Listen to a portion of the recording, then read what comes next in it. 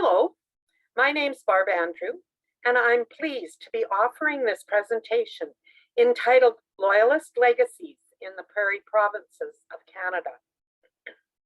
Currently, I'm serving the association as Acting Dominion President, Past President, and Acting Treasurer. I'm a member of the Dominion Education and Outreach Committee and past President of the Assiniboine Branch, located in southwestern Manitoba. During our time together, we will look at the legacies of several descendants of United Empire Loyalists that ventured west to the Canadian prairies to make and leave their lasting mark on the history of our great country. History is a compilation of past events, political and social, recorded for the information of present and future generations. Through good times and bad, the actions of our Loyalist ancestors and their descendants have contributed to make our beautiful country what it is today. As noted in the UELAC publication, The Loyalist Pioneers and Settlers of the West, there were numerous Loyalist descendants that affected Western settlement, including explorer Simon Fraser, geologist Dr. Helen Belay, Constable Jacob de Geer, and church minister, social worker, and member of Parliament James Wordsworth. As homestead land grants became available in 1872, among the citizens looking for new homes, many Loyalist descendants made the move west for what they hoped would be a better life with new possibilities.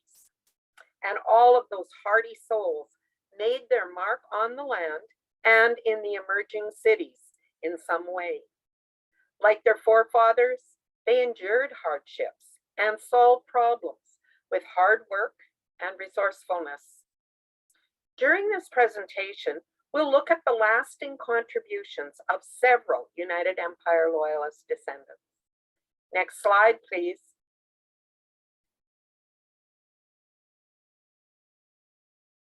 Hello, next slide, please.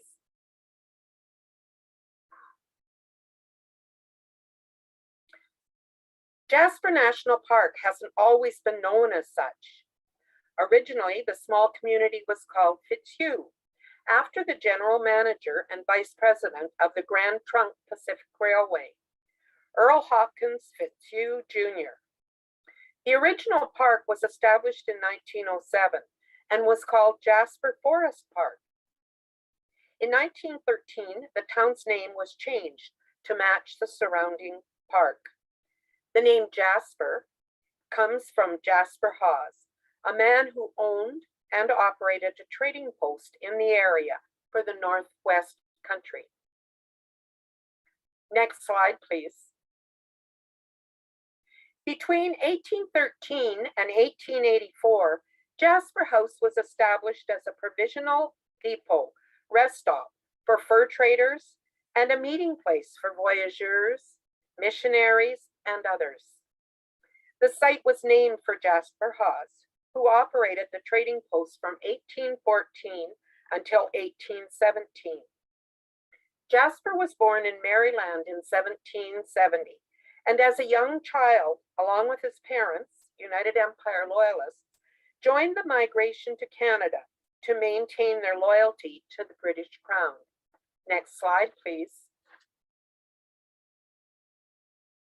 According to information found on the Government of Canada and mountainmetis.com websites, Jasper remained with his parents at Sorel until about 1795, when he journeyed to Montreal and found employment with the Northwest Company as a middleman, paddling from Montreal to Fort William, and then on to the Red River for the winter. There he learned the fur trade business and delivered goods to outlying posts. Next.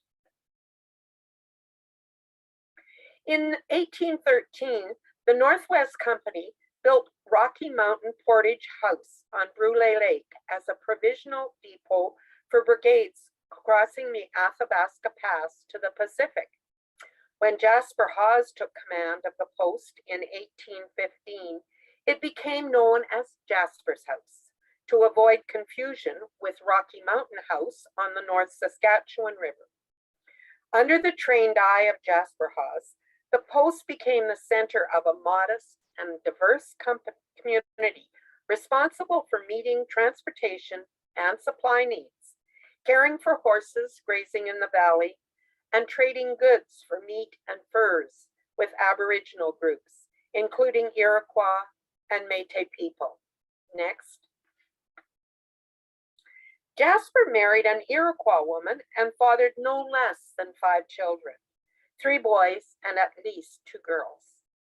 He remained at Jasper House until 1821, when the Northwest Company was forced to amalgamate with the Hudson's Bay Company. He was suddenly without work. Leaving his wife and daughters with family, Jasper returned with his sons to Quebec. They homesteaded in Hinchinbrook, Quebec, until his death in 1855. Hawes Creek in the Chateauguay Valley still bears his name today. Next. From trading post to bustling town, it was a little community that could. Over 100 years ago, Jasper Forest Park first came to be and was named after the popular fur trading post operator Jasper Hawes. By 1911, the park saw the Grand Trunk Pacific Railway line reach mile 112. What was then called the town of Fitzhugh flourished around the new railway station, and by 1913, the name was changed to Jasper to complement the park. A community was born, and stone and timber were turned into the historical treasures we still see today. Jasper wasn't awarded national park status until 1930, when the National Parks Act was passed. Today, Jasper National Park is the largest national park in the Canadian Rockies at over 11,000 square kilometers. Next. The next Loyalist descendant I'm featuring is Major Charles Arcole Bolton. Born in Coalberg, Upper Canada, in 1841, Charles was the eldest son of Lieutenant Colonel Darcy Bolton and Emily Heath. Educated at Upper Canada College, following graduation, he chose a military career and received a commission in the 100th Prince of Wales Royal Canadian Regiment. In 1868, he returned to Canada and was appointed major in the East Durham Regiment of Militia, 46th Battalion. Next.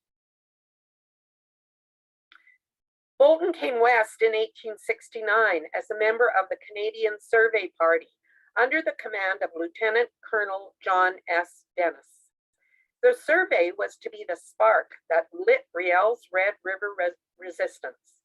Bolton was drawn into the conflict when he joined Dr. John Christian Schultz's Canada's First Part, which strongly advocated the annexation of Rupert's Land by Canada. He was the leader of the Portage-la Prairie contingent that was intercepted and imprisoned by Riel in February of 1870. After avoiding execution and being released, he returned to Lakefield, Ontario, where he operated a sawmill and served as a reeve of the township. Bolton married Augusta Gussie Latter on 4 February 1874. The couple went on to raise 7 children. When his business ventures failed, Bolton decided to return to Manitoba as a settler. He arrived in the spring of 1880 and settled on Section 5, Township 23, Range 27, in present-day Bolton Municipality, Shell River District. His family joined him that autumn.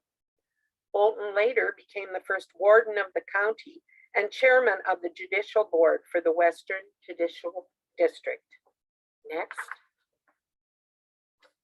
At the outbreak of the Northwest Rebellion, Bolton obtained federal permission in 1885 to organize and lead Bolton Scouts which saw action at Fish Creek and Batoche during the Northwest Rebellion. It was 2 members of his troop that took the surrender of Louis Riel. Next. In 1880, he returned as a settler in the Bolton municipality and purchased land along the proposed railway route and moved closer to the settled area. That area became known as the town of Russell. He built a house that was constructed with mud bricks that he had learned to make during his military campaigns in Asia, and locally cut lumber added to the construction. Bolton served as the area's first reeve and operated a newspaper, the Russell Chronicle, in order to support his large family. He also farmed and maintained a general store. In 1886, he was involved in the formation of the Manitoba Dairy Association. He became vice president in 1888 and president in 1890. An active Freemason, he was also a lay reader in the Anglican Church and an advocate of temperance. He remained interested in politics, running unsuccessfully for the Conservative Party in the federal constituency of Marquette in 1887. 2 years later, he finally received what he considered long overdue patronage when he was appointed to the Senate. There, he fought for additional railway construction and free trade. He held the office of warden of the County of Russell for 3 years and was chairman of the Board of Western Judicial District. Charles A. Bolton died 15th of May, 1899 in Russell, Manitoba, and was laid to rest in the Russell Memorial Gardens. Next, please. Richard Henry Garden Bonnycastle was born in Binscarth, Manitoba on the 25th of August, 1903, son of Angus Lorne Bonnycastle and Ellen Mary Bolton, daughter of Major Charles Bolton and Augusta Latter. He was educated at Trinity College in Toronto. He later earned BA and law degrees from Oxford University in 1924. A star athlete at Oxford, he toured Europe as a member of the world champion Oxford hockey team, along with teammates Roland Michener, later Governor General of Canada, and Lester Pearson, later Prime Minister. Next. In 1925, the lure of adventure pulled Richard to the Hudson's Bay Company. From 1926 to 1937, he toured the Western Arctic, where he rose quickly to the position of chief fur trader. A keen observer of great curiosity and energy, his Arctic diaries, published in 1984, vividly recount his harrowing travels and the challenges of rejuvenating the far-flung Hudson Bay Empire in rapidly changing times. He returned to Winnipeg as a senior manager and worked for the company until 1945, when he left to become the managing director and eventually became the owner of a company called Advocate Printers in Winnipeg, Manitoba. Next, please. During the next 10 years, he put together the beginnings of what is now the world's largest publisher of romantic fiction, Harlequin Enterprises Limited. A leader in the Winnipeg business community, he sat on several corporate and charitable boards and served as president of the Winnipeg Chamber of Commerce. He was the first chairman of Winnipeg's Metropolitan Corporation and first chancellor of the University of Winnipeg. Next. Richard gave generously of himself in the cause of conservation. The outdoors was an important part of his life from boyhood onwards, and after returning from the Arctic, another Oxford hockey teammate, Winnipeg lawyer Edward B. Pitblado, helped draw Richard to the service with Ducks Unlimited Canada. He joined the board in 1955. His talents and energy were quickly recognized, and he was elected president in 1957, serving 4 full terms through 1960. First as president, then as chairman of the board, and later as chairman of the executive committee. He offered Ducks Unlimited outstanding leadership during a period of challenge and change. He died on the 29th of September, 1968, at the controls of his float plane after landing on Long Island Bay in the Manitoba wilderness he loved, and was laid to rest in St. John's Cathedral Cemetery, Winnipeg. Next. William Robert Bell was born in Brockville, Ontario in 1845, of United Empire Loyalist ancestry. He lived in the Western United States for a time, but returned to Canada at the time of the Fenian raids and served in the affairs of 1866 and 1870 in Ontario. He received medals issued for those campaigns. He retired in 1875 as Major of the 41st Regiment. During the 1885 Northwest Rebellion, he had charge of the transport under Frederick Middleton. His father was a large-scale lumberman, and his son must have inherited the flair for promoting large projects.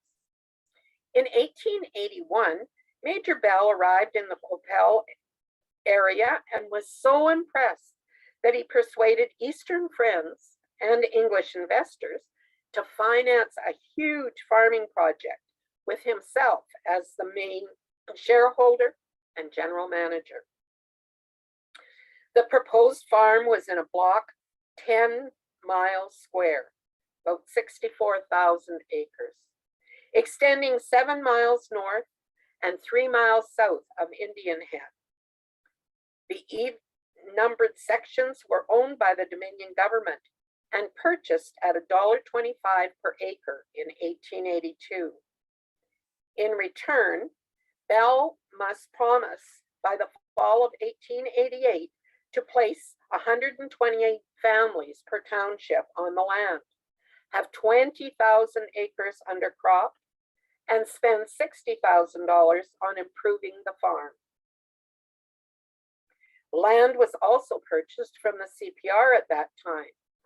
Harvesting operations were so huge in 1882 that on occasion, the passenger train would stop and allow the passengers the opportunity to view the harvest proceedings. Next. In 1883, with 160 horses and oxen and 82 staff, 4,000 acres had been broken. Major Bell's company purchased the town site of Indian Head from the government for $8 an acre, so that deeds could be given to other businesses they hoped to attract.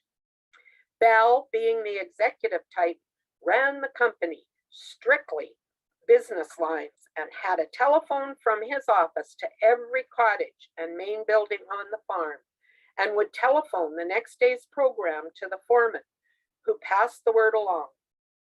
Bell kept excellent, accurate records because, in his words, an enterprise can succeed only if it show a profit. His system had only one catch. It seldom showed a profit. Bell kept a guest book, which listed English peers, Australian counts, and Anglican bishops among many famous visitors who stayed to hunt or enjoy his hospitality. But as events proved, it was not the way to farm in Saskatchewan. The last entry in the book was December 1, 1895. Next. Major Bell gave up his farm in 1896 and went to England and then lived in Dublin for many years, where he patented a process and formed a company to make briquettes from pressed peat moss. He returned to Canada in 1900, invested in the Edmonton Coal Company, and had a seat on the Winnipeg Grain Exchange. Major Bell was married twice, first to Catherine A. Elwood and to Catherine Ormiston, with whom he had 4 children. He died at Winnipeg on 17 February 1913 and was buried in the Elmwood Cemetery. He is commemorated by Bell Avenue in Winnipeg. Next. Henry Norland Rutten was born on 21 May 1848 to Henry Jones Rutten and Margaret Pringle. His military career began in his teens when he joined the Cobourg volunteer militia that mustered against the Fenian raids in 1866.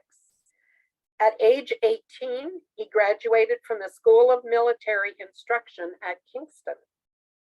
After relocating to Winnipeg in 1880, he became a founder of the 90th Battalion of the Royal Winnipeg Rifles, the Little Black Devils. He served as captain under General Frederick Middleton during the Northwest Rebellion and saw action at Fish Creek and Batoche.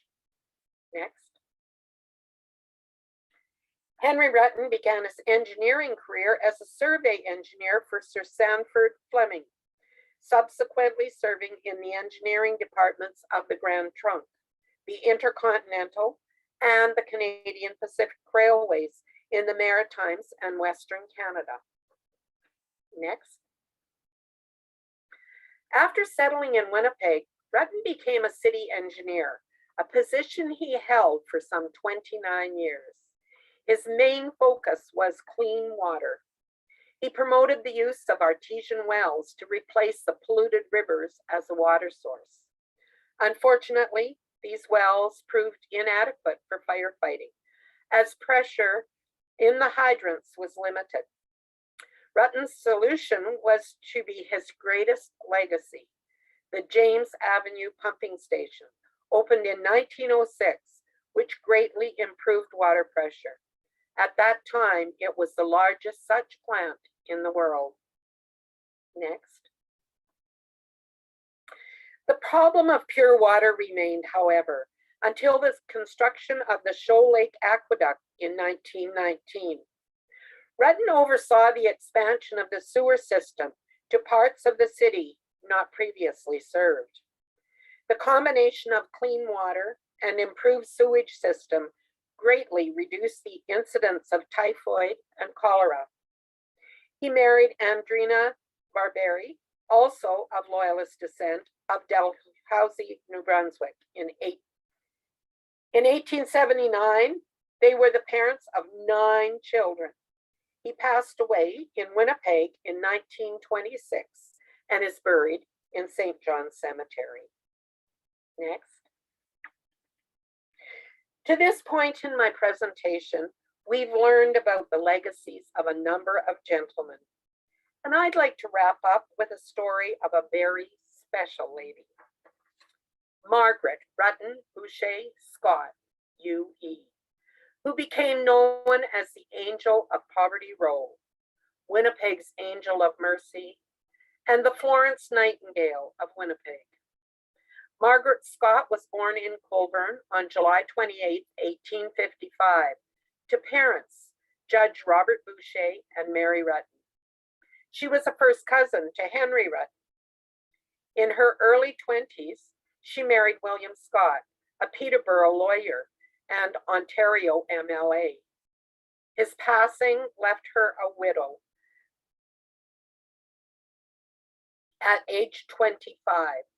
And faced with the necessity of earning her own living, she mastered the typewriter and obtained office work. In the 1880s, pardon me, she relocated to Winnipeg and obtained work at the Dominion Land Office. In 1897, she resigned from her job and devoted the rest of her life to charitable concerns and social reform. Next. During the early 20th century, Winnipeg experienced tremendous population growth as thousands of immigrants poured into the city from Eastern Europe and Britain. Their initial years in Winnipeg were marked by long periods of badly paid and irregular employment. Many could not find medical care. Once Scott saw the plight of those who were sick and poor, she focused her attention on helping them.